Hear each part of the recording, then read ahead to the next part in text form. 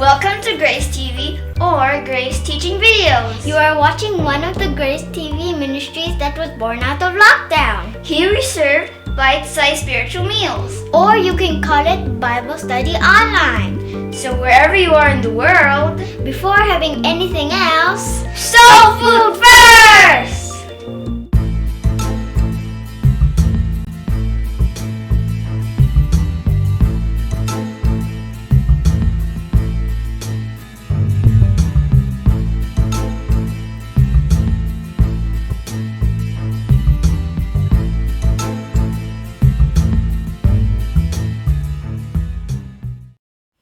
This is Pastor Dean Padayhag. Welcome to Soul Food. We are still continuing with our series on the dispensational place of fasting in the scriptures. Yesterday we learned that fasting is also called afflicting of soul or afflicting of appetite in other parts of the scriptures. Leviticus chapter 23 verses 26 to 32 recorded the only command to fast in the Bible. And on the same account, we can also find the definition of fasting. Number one, fasting is an ordinance, a command, a statute from God through Moses for the people of Israel, not for the Gentiles. Number two, fasting is obligatory, not optional. There is actually death as a punishment for those who disobey. Number three, fasting is a spiritual consecration or cleansing, sanctification. It is requirement for atonement, and it has something to do with salvation. Hence, there is a sacrificial offering required.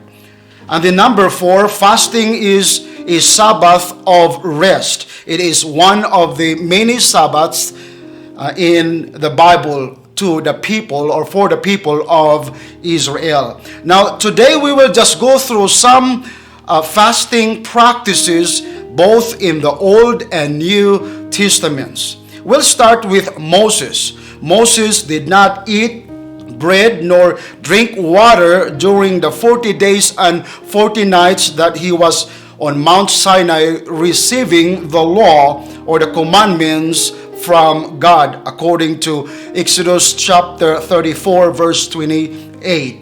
Elijah also fasted 40 days according to 1 Kings chapter 19 verse 8. We'll be mentioning a lot of passages on this lesson, but we will not be reading all of them because they are really plenty. But we are trying to prove that there are a lot of fasting practices both in the Old Testament as well as in the New Testament. Many fasting practices are also recorded during Israel's engagement in war against their enemies. For example, Samuel gathered the people in Mizpah to fast during the war against the Philistines, according to 1 Samuel 7 verse 6.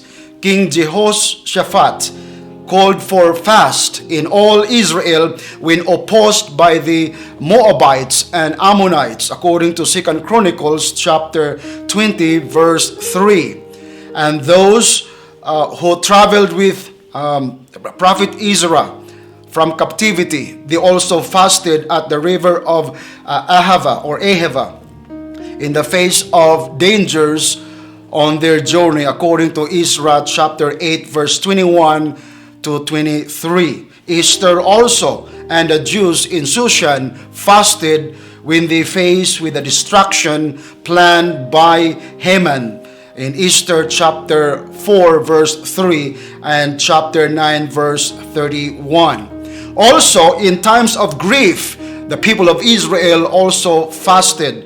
A 7-day fast was held when the bones of Saul and his sons were buried. Also, Jonathan fasted when he was grieved for David because his father had done him shame, according to 1 Samuel chapter 20 verse 34. David also fasted after hearing that Saul and Jonathan were dead, according to 2 Samuel chapter 1 verse 12. And then we have Nehemiah fasted and prayed upon learning that Jerusalem had remained in ruins since its destruction in Nehemiah chapter 1 verse 4. And then King Darius, the king of Persia, fasted all night after placing Daniel in the lion's den in Daniel chapter 6 verse 18. Now, not only in the Old Testament, but also in the New Testament, there are also practices of fasting, and we just want to go through some of them today. Fasting occurs also in the New Testament. Jesus Christ himself fasted 40 days and 40 nights. Anna at the temple, that old woman serving at the temple, she was also fasting and praying night and day according to Luke chapter 2 verse 37. And then we have John the Baptist. He was teaching or leading the disciples to fast according to Mark chapter 2 verse 18. And we even have the account of Saul, who was also named Paul. He fasted after his supernatural encounter with Christ in Acts chapter 9. We have Cornelius, who was also fasting at the time of his vision in Acts chapter 10 verses 3, and then jump to verse 30. The church in Antioch fasted also before sending Paul and Barnabas to their missionary journey, as recorded in the book of Acts chapter 13 verse 3. And then Paul and Barnabas prayed. Now this is now in the book of Acts. We have Paul and Barnabas praying and fasting when they were appointing elders in the churches, according to Acts chapter 14 verse 23. So there is no doubt there are a lot of practices when we talk about fasting, both in the Old and New Testament. As we all see, there's one command to fast during the Day of Atonement, to eventually many practices with various reasons and motivations. Some for consecration, direction, protection, and mourning for sins and sickness as well, and many other reasons. And a number of times we can see that people, they fasted because of the absence of food, and Apostle Paul experienced that a few times. But the real purpose when fasting was still practiced was for the people to focus on God, focus on the Lord, and remove their eyes and their attention on the things of this world, and again focusing on God and His Word.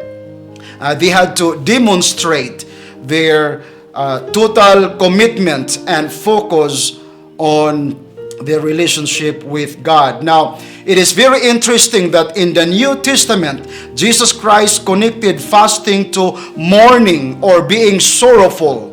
In Matthew chapter 9 verses 14 to 15, Christ also seems to make fasting as non-obligatory as long as He is present. Now, that is totally something to think about.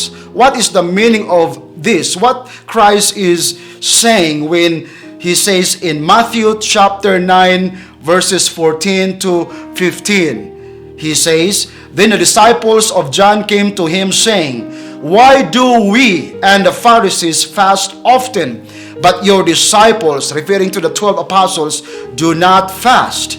And Jesus said unto them, 'Can the friends of the bridegroom mourn as long as the bridegroom is with them?'" Now that's a question that is very powerful, because Christ here is answering a question about fasting, but then His answer seems not edifying or teaching the idea that people must observe fasting. And He says as long as the bridegroom is with the disciples, they don't have to practice fasting, because it's time for rejoicing and celebration. Because for Christ is He's referring fasting and relating it to mourning or being sorrowful. "But the days will come when the bridegroom will be taken away from them, and then they will fast." So now, There is a separate lesson that we are going to talk about this. I think tomorrow we'll be able to discuss this. But the idea here is there is fasting, but it's not obligatory according to Jesus Christ as long as He is present. Now we know that in the time of grace, Jesus Christ is not just seated in the heavenly places. He is not just around us, but He is in us. He is present in our lives, and He will be with us forever and ever. And we will be talking tomorrow about this question: in the time of grace, are we still going to practice fasting? Tune in tomorrow as we focus on that question. Thank you very much for watching. Enjoy your soul food.